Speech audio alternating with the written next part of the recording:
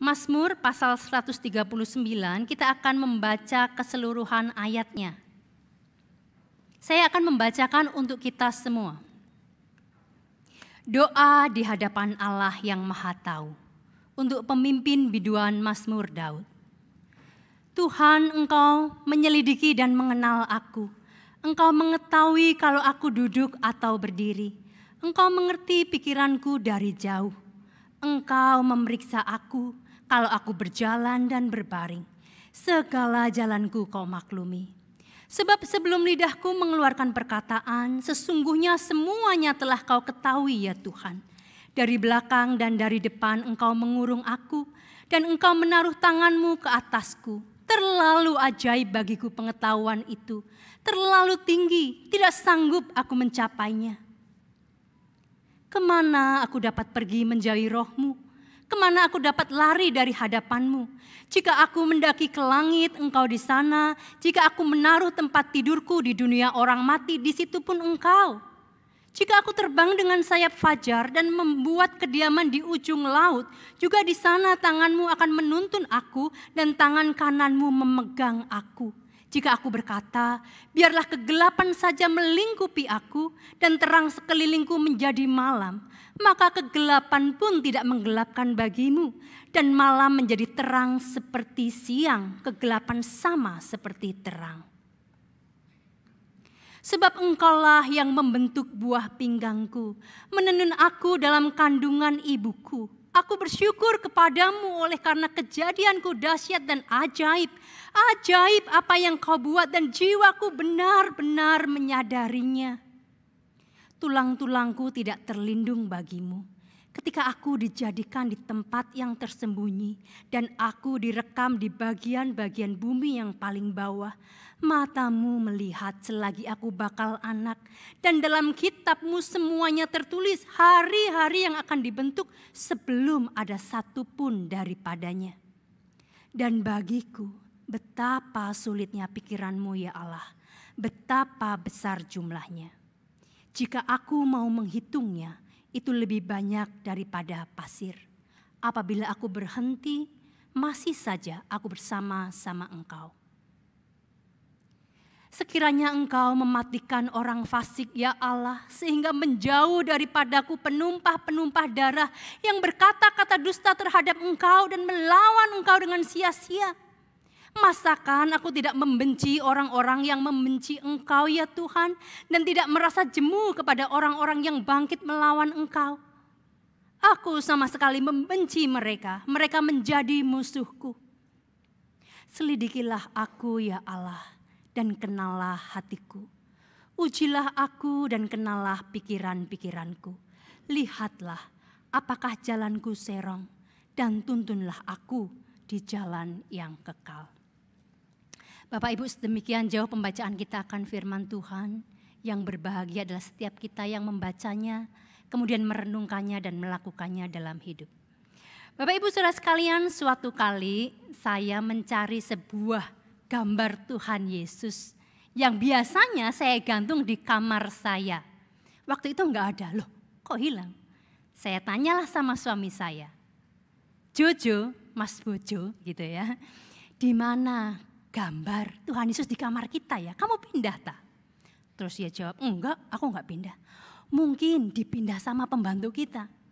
Nah Bapak Ibu, walaupun pembantu kami itu bukan orang Kristen, tapi saya kok yakin dia enggak berani pindah-pindah tanpa izin. Kemudian satu-satunya yang menjadi tersangka adalah anak saya, usia 10 tahun ya, anak perempuan. Kemudian saya tanya dia, Tish, kamu lihat enggak gambarnya Tuhan Yesus yang di kamarnya mama itu? Anak saya mulai senyum-senyum Bapak Ibu. Iya Ma, Tisha taruh di loker baju mama. Loh, saya heran, loh kenapa kamu taruh, kamu pindah ke situ? Iya, Tisha umpetin. Soalnya kemarin Tisha pakai kamar mama dan Tisha dancing di YouTube, TikTok.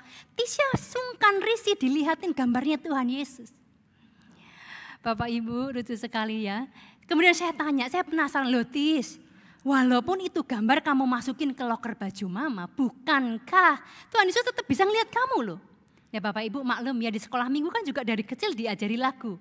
Mata Tuhan melihat apa yang kau perbuat, baik yang baik maupun yang jahat. Tahu Ma, tahu. Nah terus kenapa kamu masukin situ? Iya, itu supaya hati saya itu enggak ingat bahwa Tuhan itu melihat aku Ma. Bapak Ibu mungkin ini hanya sebuah cerita yang tampaknya lucu bahkan konyol ya Bapak Ibu. Tetapi ketika saya merenungkan bagian ini, kita pun mungkin seringkali dalam hidup ketika melakukan satu hal tertentu ada kalanya kita menyimpan Tuhan itu di sudut-sudut kehidupan kita.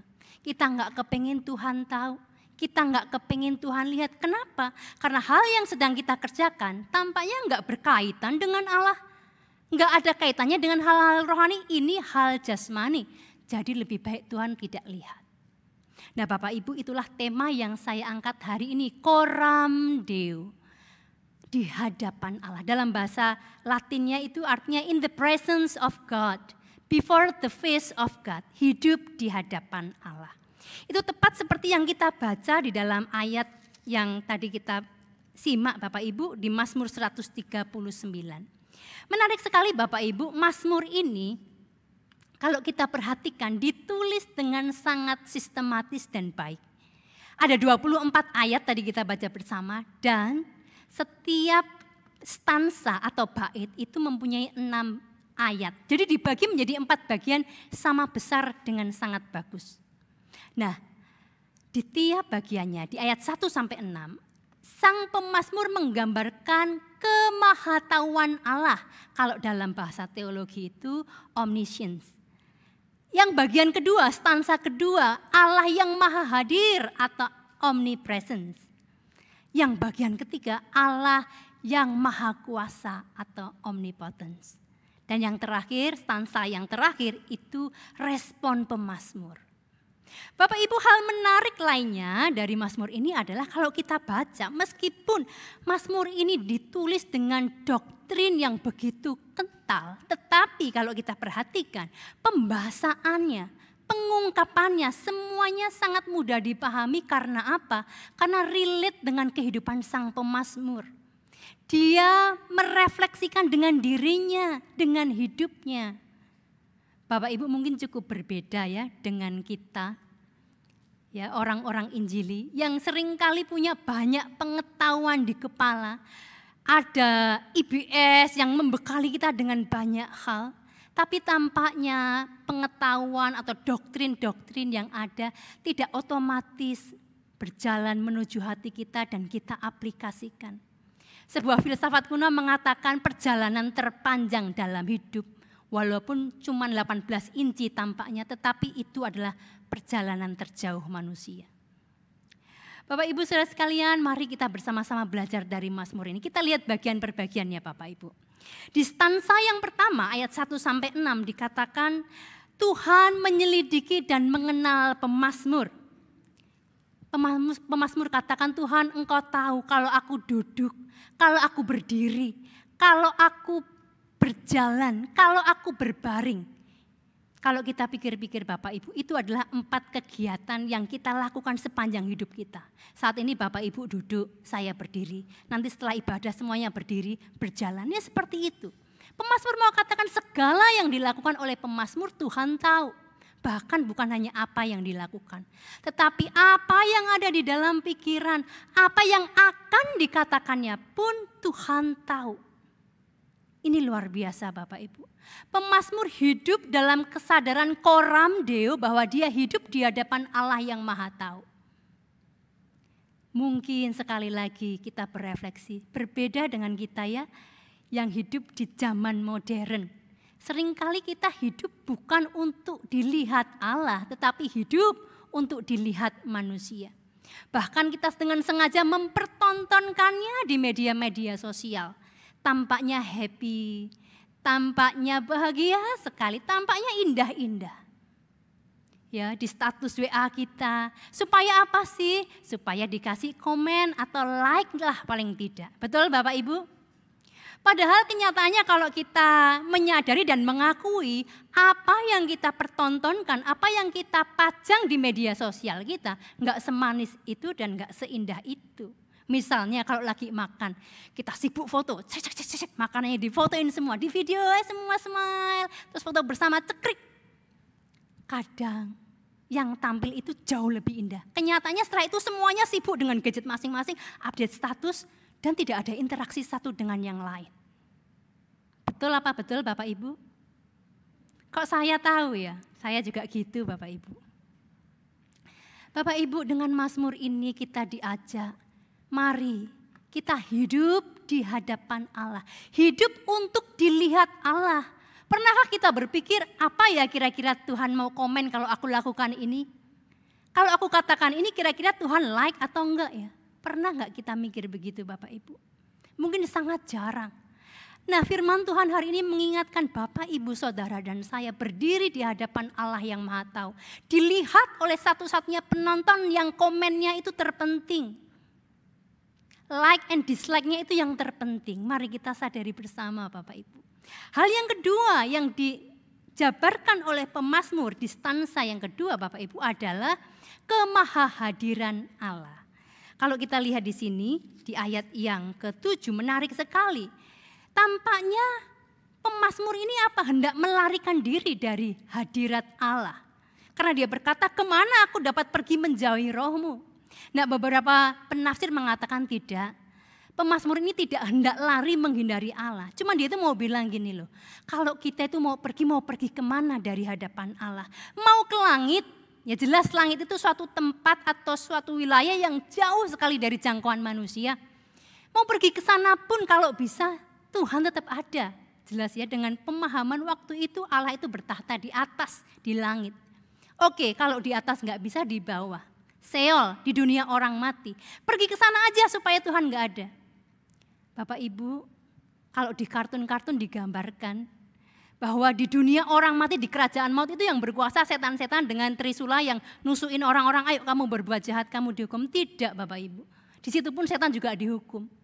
Di setiap inci dunia ini, alam semesta ini, Kuyper mengatakan Allah hadir di sana. Di setiap inci alam semesta ini. Lalu kemana mau pergi kata pemazmur? Terbang dengan sayap fajar di ufuk timur dan lari membuat kediaman di ujung laut di sebelah barat. Di situ pun Allah ada. Kita ingat kisahnya Yunus yang disuruh pergi ke Niniwe, lari ke Tarsis. Tuhan ada di sana, kemana mau lari?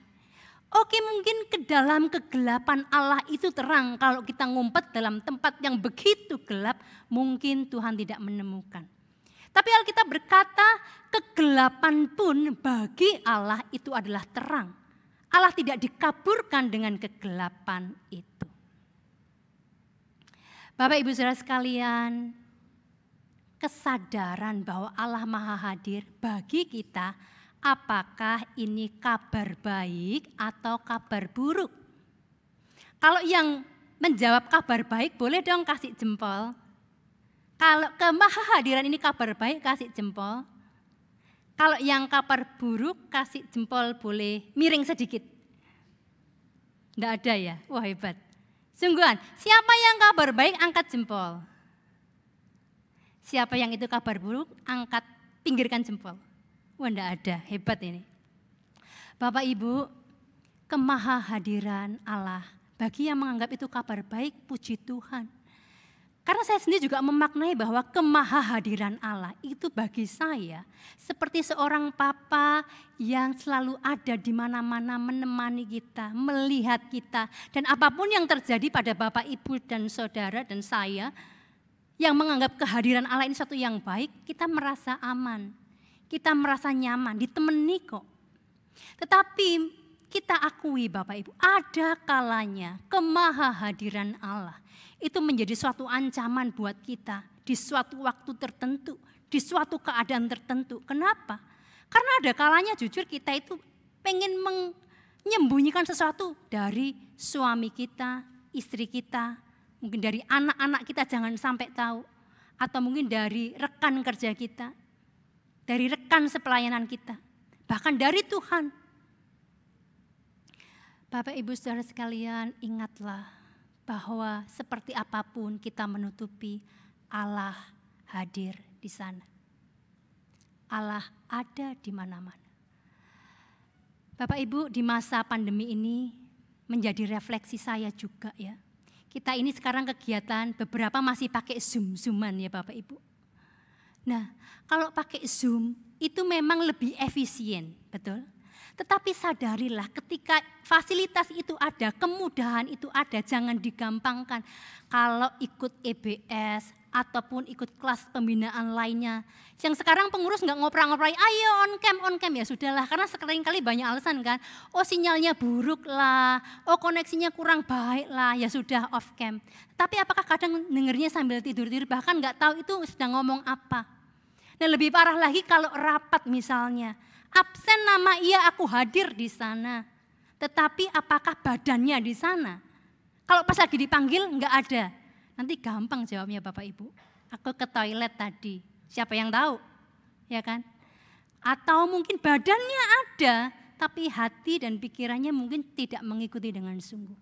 Bapak Ibu, saya tidak sedang menyindir siapapun, ini pun jadi ingat-ingatan, peringatan untuk saya sendiri. Tidak mudah dengan kemudahan yang ada ternyata. Hal yang ketiga Bapak Ibu, yang dinyatakan oleh pemazmur di stansa yang ketiga tentang kemahakuasaan Tuhan. Yang menarik di sini adalah pemazmur itu menggambarkan bagaimana Allah menciptakan dia. Nah ini menarik, padahal zaman itu jelas tidak ada USG 5 dimensi seperti sekarang. Tetapi dia mempunyai pemahaman yang dalam bagaimana Tuhan menciptakan dia di kandungan ibunya, menenunnya. Bahkan kata yang dipakai ini sangat baik dan tepat sekali. Kata menenun ini menyatakan keahlian tangan yang sangat teliti, detail, dan memerlukan kehati-hatian. Bahkan skillnya itu harus skill yang tinggi dan pemikiran yang brilian. Bapak Ibu, kalau kita mengingat kisah penciptaan, bagaimana Tuhan menciptakan langit dan bumi dan isinya. Semuanya diciptakan hanya dengan perkataan Allah saja. Jadilah cakrawala, jadilah daratan, jadi semua dengan perkataan Allah. Tetapi ketika menciptakan manusia, Tuhan itu membentuk dari debu tanah dengan tangannya.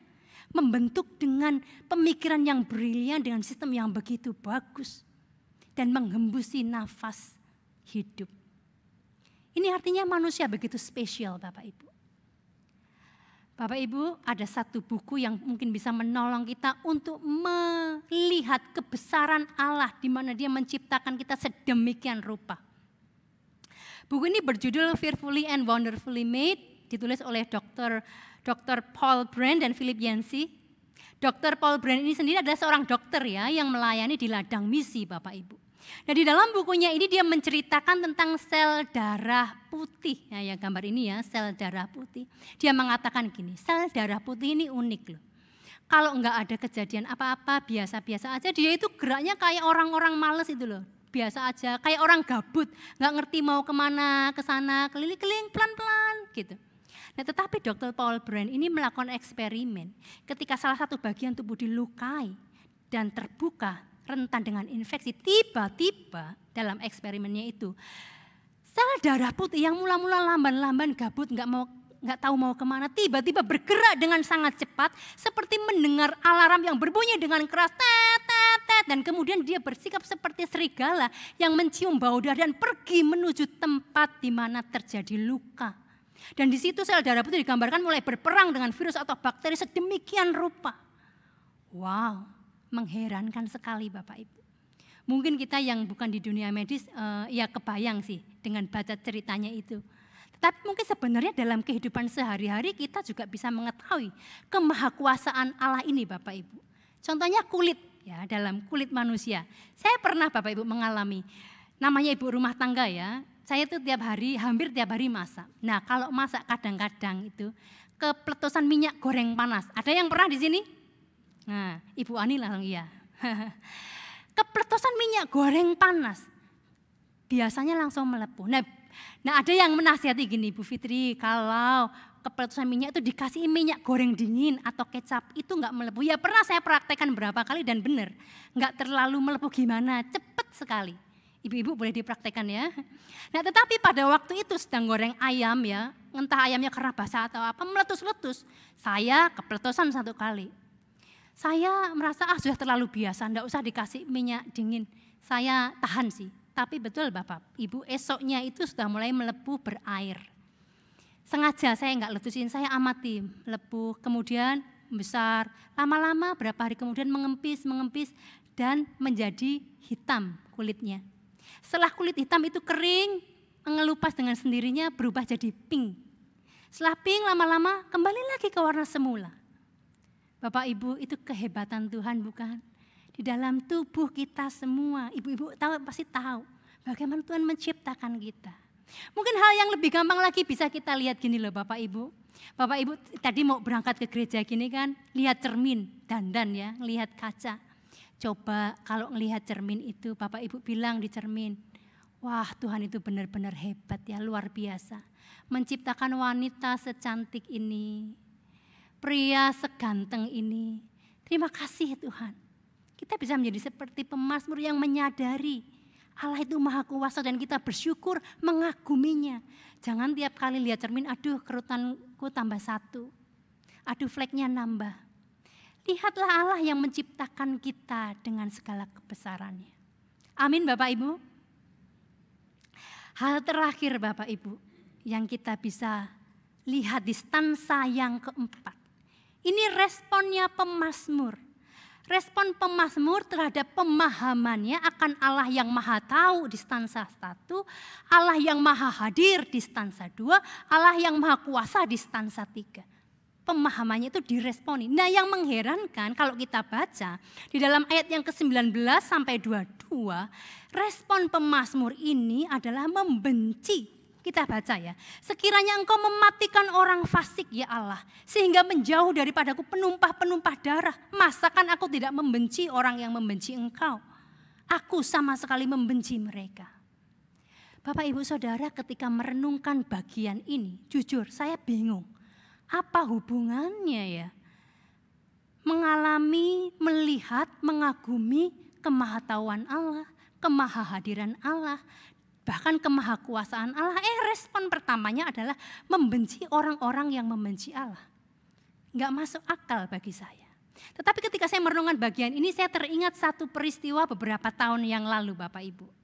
Nah ceritanya beberapa tahun yang lalu saya memang sangat ngefans dengan salah seorang hamba Tuhan yang cukup senior. Saya sering kali nontonin TV khotbahnya gitu, karena waktu itu saya cuma jadi ibu rumah tangga, jadi merawat anak. Setiap kali ada acara khotbah Bapak Pendeta ini, saya nontonin Bapak Ibu. Ya sampai-sampai waktu saya mau daftar ke seminari Alkitab, suami saya itu bilang gini, gara-gara kamu ini tiap hari nonton Opa Pendeta ini, jadinya kamu mau masuk sekolah Alkitab. Tentu saja enggak Bapak Ibu, itu sudah dari kecil Tuhan panggil saya ya. Nah ketika saya masuk sekolah seminari Bapak Ibu, biasanya di seminari itu memang banyak belajar di perpustakaan, di lorong-lorong rak-rak buku itu. Satu kali saya itu mendengar 2 orang kakak tingkat saya ini lagi ngobrol. Saya tidak bermaksud nguping, tetapi mereka itu ngobrolnya kenceng-kenceng. Jadinya kedengaran. Ketika saya cari buku mereka ngobrol gini, itu loh si Bapak Pendeta itu, wah kalau khotbah otoriter banget, marah-marah. Marahin ini, marahin itu, negur ini, wah enggak ngenain. Belum lagi komentari-komentari yang dipakainya itu loh sebenarnya sudah out of date, ketinggalan zaman. Dia enggak ngikuti update-update kekinian. Apalagi tulisannya enggak akademis banget. Coba kamu lihat bukunya, enggak ada catatan kakinya. Dia itu enggak kasih apresiasi pada sumber-sumber yang dia pakai. Padahal jelas dia enggak pakai pikirannya sendiri, pasti baca buku orang. Bapak Ibu, ketika saya mendengar nama Bapak Pendeta ini disebut dan dijelek-jelekkan, saya merasa sakit hati. Kayak, aduh, ini pendeta yang saya kagumi dijelek-jelekin, saya enggak terima. Dalam hati saya muangkel sekali Bapak Ibu. Dalam hati saya bilang gini, kalian ini masih mahasiswa teologi aja, berani ngeritik-ngeritik pendeta yang sudah dipakai Tuhan selalu luar biasa. Pendeta yang sudah pengalaman begitu rupa, kalian ini apa? Berani-beraninya. Nah Bapak Ibu, pengalaman itu mengingatkan saya akan perasaan Daud, pergumulan Daud ini. Dia begitu mengagumi Allah, Allah yang maha tahu, Allah yang maha hadir, Allah yang maha kuasa. Dan dia begitu mencintai Tuhan. Maka respon pertamanya adalah berpihak kepada Allah. Menunjukkan keberpihakannya dengan membenci orang-orang yang membenci Allah. Orang-orang fasik. Kalau kita lihat penggambarannya tepat seperti apa yang dikatakan oleh John Calvin juga. A dog barks when his master is attacked. I would be a coward if I saw that God's truth is attacked and yet would remain silent. Bapak Ibu, seekor anjing saja, kalau tuannya sedang diserang, dia pasti akan menggonggong, kalau bisa bahkan menggigit orang yang menyerang. Apalagi aku, kata Calvin. Kalau aku tidak membela kebenaran, Tuhan tidak membela Tuhan, maka aku adalah seorang pengecut. Itu gambaran yang begitu jelas tentang pemazmur ini. Dia tidak bisa tinggal diam, dia berpihak kepada Tuhan. Orang fasik yang digambarkan oleh pemazmur di Mazmur yang ke-10 Bapak Ibu. Gambaran orang fasik yang tidak mengakui keberadaan Tuhan bahkan. Dikatakan di ayat yang keempat, pasal yang ke-10, kata orang fasik itu dengan batang hidungnya ke atas. Allah tidak akan menuntut, tidak ada Allah. Itulah seluruh pikirannya. Jadi orang-orang fasik ini jelas orang-orang yang bertindak sesuka hati, melakukan apa saja sekehendak hatinya. Kenapa? Allah tidak ada. Allah tidak tahu, kalaupun Allah tahu, Allah tidak menuntut. Allah menyembunyikan wajahnya kok ketika aku melakukan ini. Dia tidak berbuat apa-apa. Orang fasik akan berkata ketika dia berhasil, bukannya Allah itu maha kuasa, maha baik. Tidak, ini aku pintar, aku hebat, ini semua karyaku. Itu sebab Daud sangat membenci orang-orang fasik, kefasikan mereka. Karena mereka menista Allah, menyangkali Allah. Bapak Ibu Saudara sekalian, hal kedua yang menjadi respon dari pemazmur. Dia membuka diri di hadapan Allah. Kita lihat di ayat yang ke-23. Dikatakan, selidikilah aku ya Allah dan kenallah hatiku. Bapak Ibu mengherankan, bukankah di ayat yang pertama, Daud sudah mengakui Tuhan, engkau menyelidiki dan mengenal aku. Tetapi kenapa di bagian ini, pemazmur mengatakan, Tuhan selidikilah aku dan kenallah aku. Bukankah Tuhan sudah menyelidiki? Bukankah Tuhan sudah kenal? Kenapa berdoa seperti itu? Tujuannya Bapak Ibu, ketika Daud membuka diri untuk diselidiki, dia diberitahu oleh Tuhan.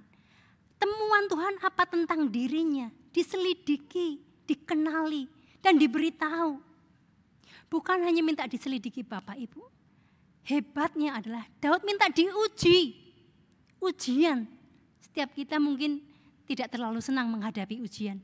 Baik ujian di sekolah maupun ujian kenaikan pangkat, itu hal yang melelahkan karena mesti belajar. Tetapi Daud, pemazmur ini dengan rela mengatakan, ujilah aku Tuhan. Self-examination.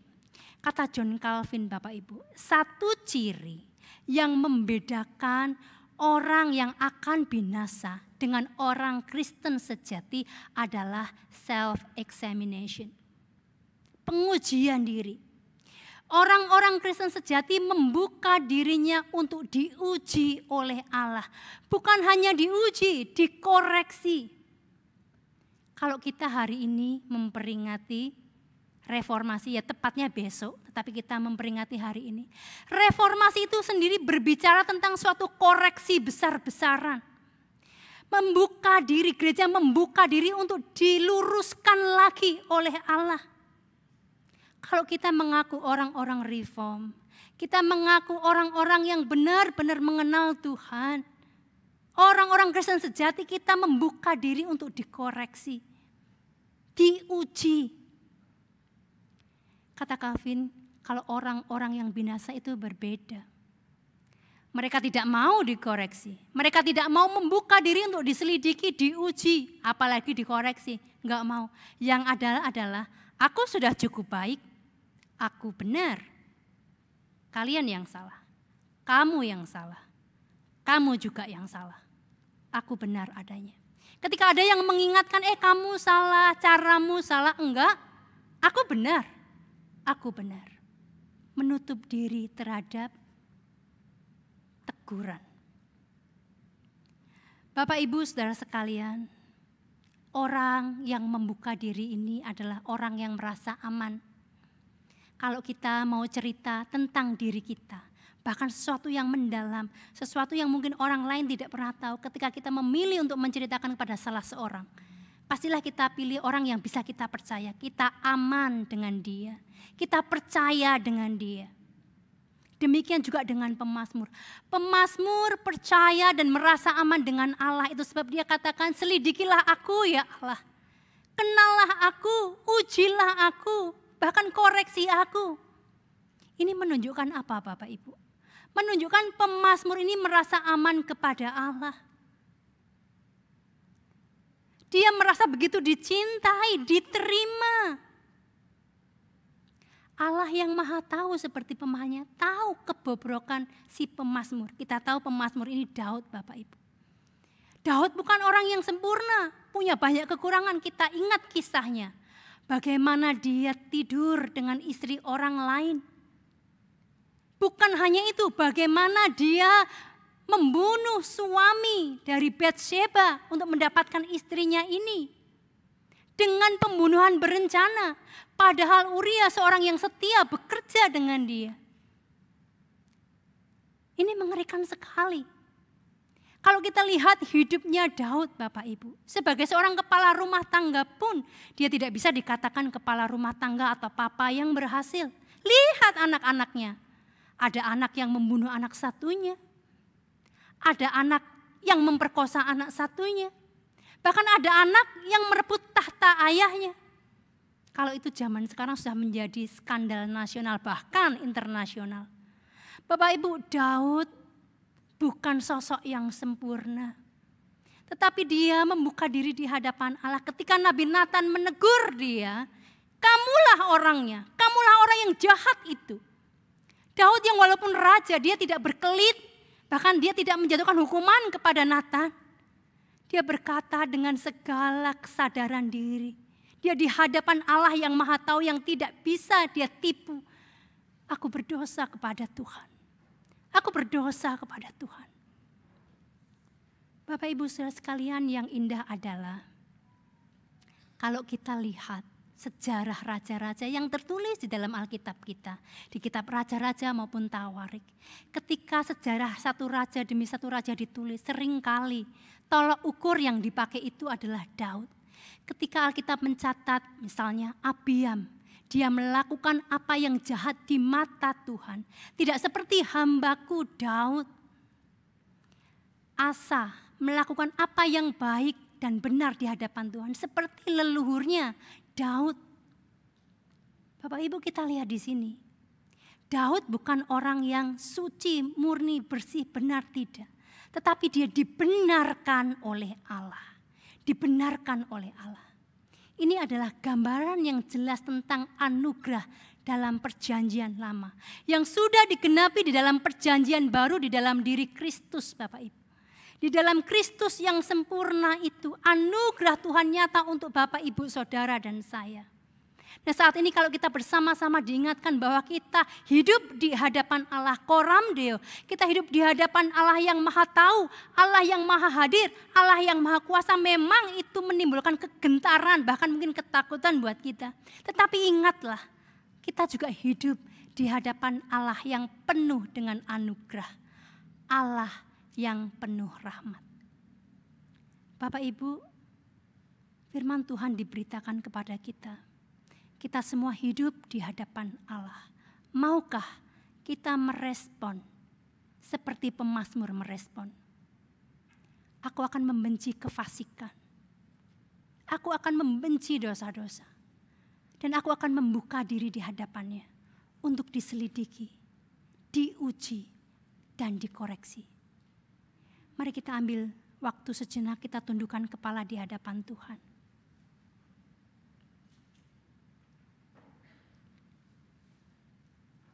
Mengetahui kebenaran bahwa Allah adalah Allah yang maha tahu, Allah yang maha hadir, Allah yang maha kuasa. Sesungguhnya setiap hati kita gentar.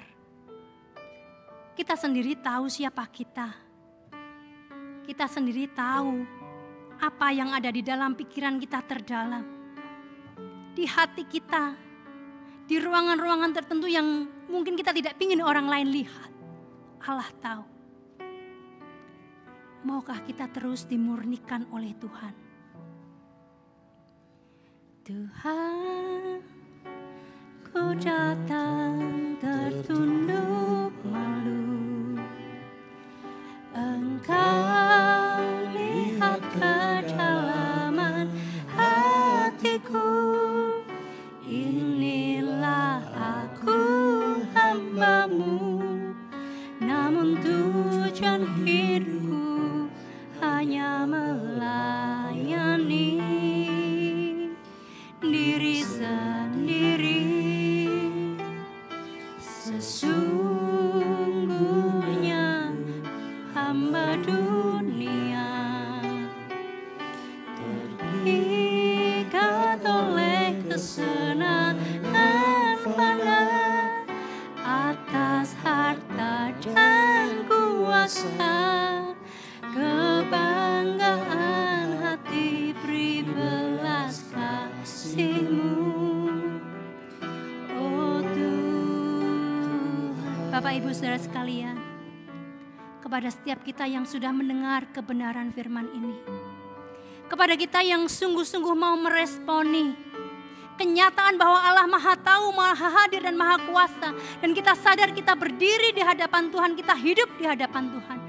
Dan siapa yang mau meresponi seperti pemazmur dengan membenci kefasikan, membuka diri di hadapan Tuhan untuk diuji dan dikoreksi, saya mengundang untuk berdiri dan menyanyikan lagu ini sebagai doa kita. Hanya yang bersungguh-sungguh saja. Tuhan, ku datang tertunduk malu.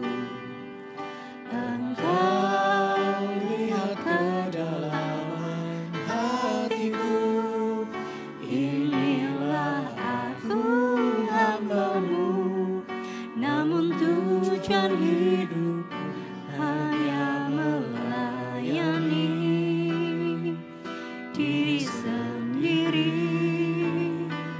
Sesungguhnya ku hamba dunia, terikat oleh kesenangan fana atas harta dan kuasa. Kebanggaan hati beri belas kasih-Mu. Katakan bersama-sama, murnikan kami ya Tuhan. Murnikanku, dekati hatiku, agar ku tersadar menderita denganmu. Murnikanku, arahkan mata hatiku, agar ku setia padamu. Sekali lagi, murnikan kami Tuhan. Murnikanku, dekati hatiku, agar ku tersadar menderita denganmu. Murnikanku, arahkan mata hatiku,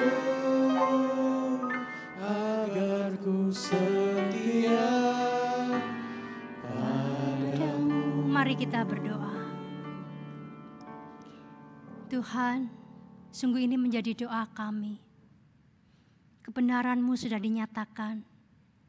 Tolonglah kami untuk merespon dengan kesungguhan hati kami. Ajar kami sungguh-sungguh membenci kefasikan, meskipun kami harus menderita karenanya. Karena hidup berseberangan dengan banyak orang yang melakukan kefasikan. Tolong kami untuk kami membuka diri dengan nyaman dan aman di hadapan-Mu. Untuk diselidiki, untuk diuji, bahkan untuk dikoreksi. Biarlah kehidupan kami di dalam reformasi yang sudah Engkau lakukan 505 tahun yang lalu boleh sungguh-sungguh kami hidupi. Terpujilah nama Tuhan. Di dalam nama Tuhan Yesus kami berdoa. Amin. Bapak Ibu Saudara sekalian, dengan tetap bangkit berdiri, mari kita mengucapkan pengakuan iman rasuli bersama dengan gereja di sepanjang abad dan di segala tempat. Demikian pengakuan iman rasuli. Aku percaya kepada Allah, Bapa yang Maha Kuasa, Khalik langit dan bumi, dan kepada Yesus Kristus anaknya yang tunggal Tuhan kita, yang dikandung dari Roh Kudus, lahir dari anak darah Maria, yang menderita sengsara di bawah pemerintahan Pontius Pilatus, disalibkan, mati dan dikuburkan, turun ke dalam kerajaan maut, pada hari yang ketiga bangkit pula dari antara orang mati, naik ke surga, duduk di sebelah kanan Allah, Bapa yang Maha Kuasa, dan dari sana ia akan datang untuk menghakimi orang yang hidup dan yang mati. Aku percaya kepada Roh Kudus, gereja yang kudus dan am, persekutuan orang kudus, pengampunan dosa, kebangkitan tubuh, dan hidup yang kekal. Amin. Silakan duduk Bapak Ibu.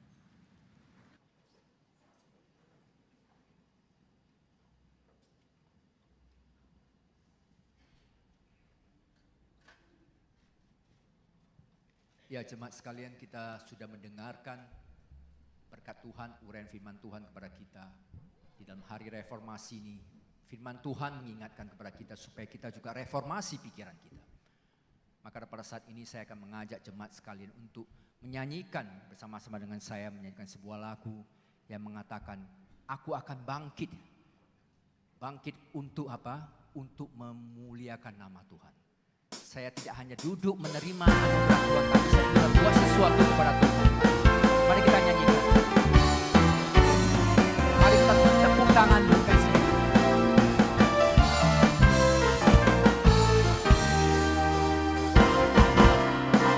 Mari kita semua umat pilihan Allah, dengarlah panggilannya untuk menggenapi firman-Nya. Sekaranglah waktunya untuk berdiri bagi bangsa ini. Mari maju umat pemenang. Satu kali lagi. Mari kita semua umat pilihan Allah, dengarlah panggilannya untuk menggenapi firman-Nya. Sekaranglah